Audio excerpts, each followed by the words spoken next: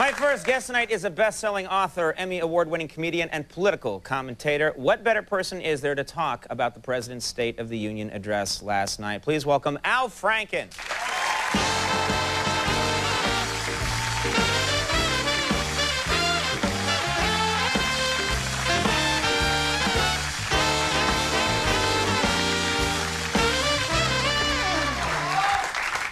It was a big night for you last night. This is your life. You watched the political scene. There's more to my life than the President's State of the Union address. I thought he did a pretty good job, and he had the new leader of Afghanistan up there in the balcony, a new hero he could point to, Hamid Karzai.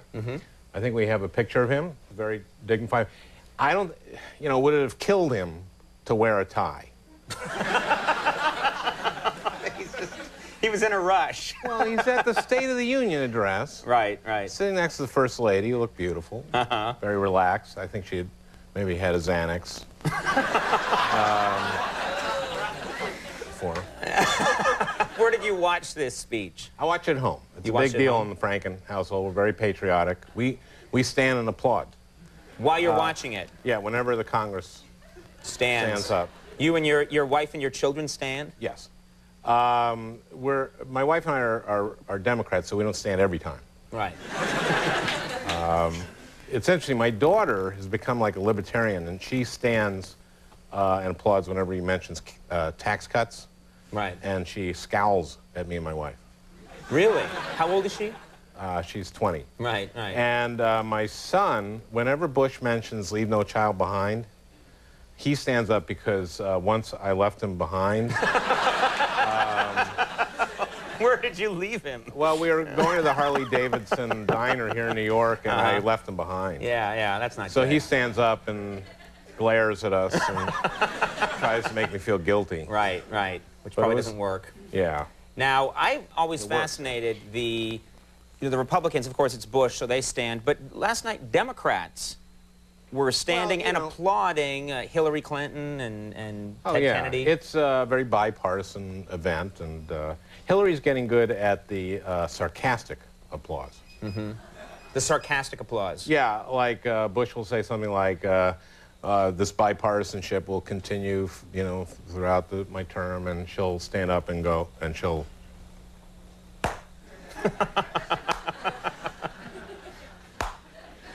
What about Ted Kennedy? Were you impressed that he seemed to be getting... When I watched Ted Kennedy, it's interesting. When I was watching last night, all I could think of was how many Bush heads would fit into one Ted Kennedy head. And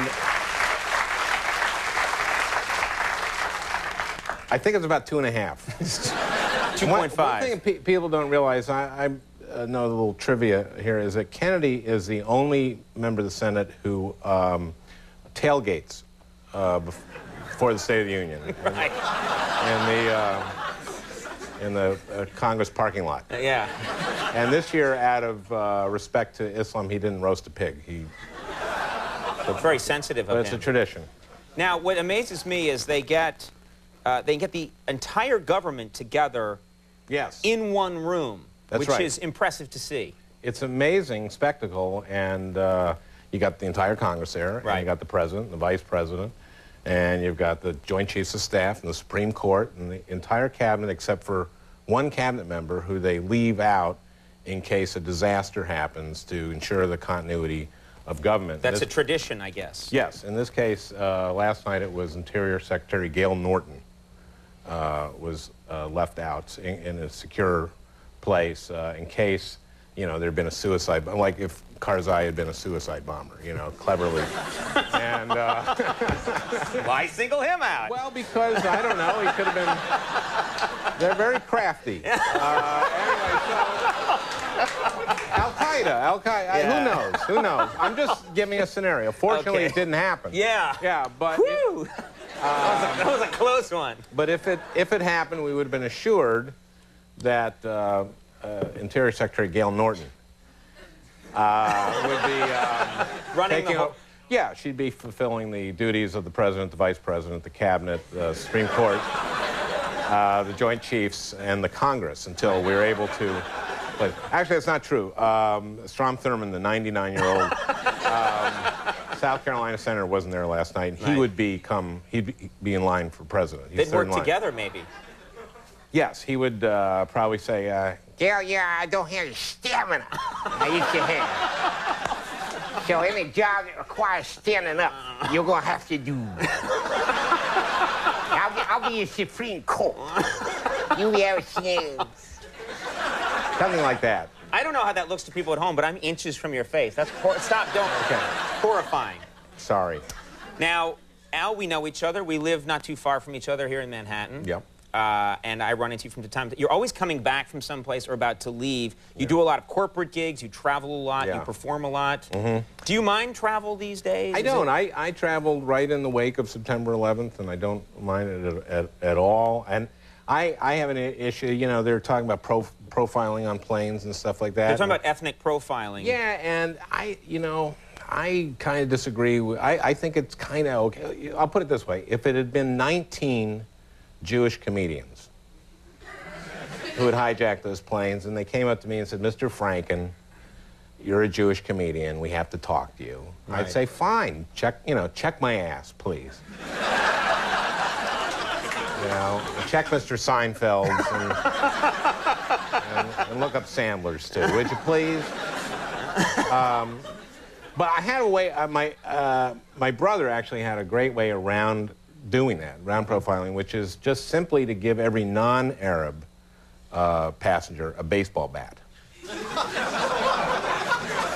As you got on the plane, here's your bat, sir, here's your bat, sir, your bat, ma'am, here's your bat, your bat.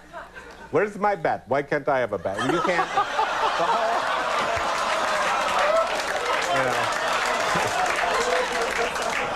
Sorry, sir, the whole point of the bat is that you don't get a bat. Oh, my God. Oh. And then, oh, man. Harold Ramis... I'm not even here right now. Yeah. This is a hologram of me. This is cheap. I'm at home. This is cheap. One bat night at Yankee Stadium could do this for... okay. Harold Ramis had an idea, which is that everyone should fly nude. Fly nude? Yeah. That way... Well, not nude. You'd go into a room, take off all your clothes, and they'd give you a gown. Right. Like a hospital gown. Right.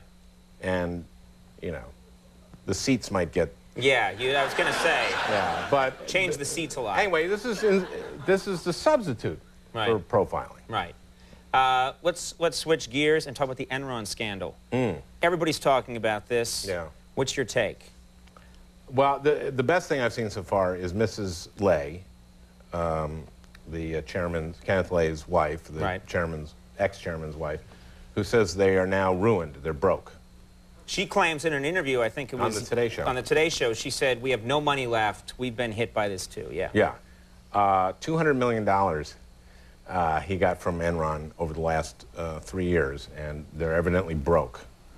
Now, that comes out to about, it's like $200,000 a day, every day, 7 days a week. Now, imagine if you had to got to spend if you had to spend $200,000 a day every day. Right. First day you go out and you buy a Ferrari. Okay, day one's done. Right. Day two, jewelry. You're running around, and you come home and she says, "Honey, we have to buy our $7 million house." And you go, "Well, we'll have macaroni and cheese for 3 weeks, and then we'll have our house." Right, and then a month goes by and you still got $200,000 a day. You buy a boat. Right. And then maybe a month a corporate jet. I don't know how you can spend that much money, but evidently they're broke. Right. So I feel bad. Clearly you're broken up, yeah. For Ken Lay. You mentioned it at the beginning. The president's niece had this problem trying to get a Xanax prescription. Do you have any? You want to comment on that? Well, Conan, she is not a public figure. She's a child of a governor. She didn't ask for this kind of scrutiny, and I'm ashamed of you, really. I think that all these kids have a right to privacy that you should respect, and the comedians, late-night comedians, should respect, and I really, I just have to take issue with this, and I don't like it. Al, before the show, you asked me to bring it up. I know, well, that was so I could say that. Okay. Nicely done. Very nicely done. Oh, well, thank you. But at least it wasn't something, you know, it was just Xanax and not something dangerous like a bag of pretzels. All right. His name is Al Franken, and we're eternally grateful to him for stopping by. Al, thank you for being here. Christopher Maloney is coming up. We'll take a break. We'll be back.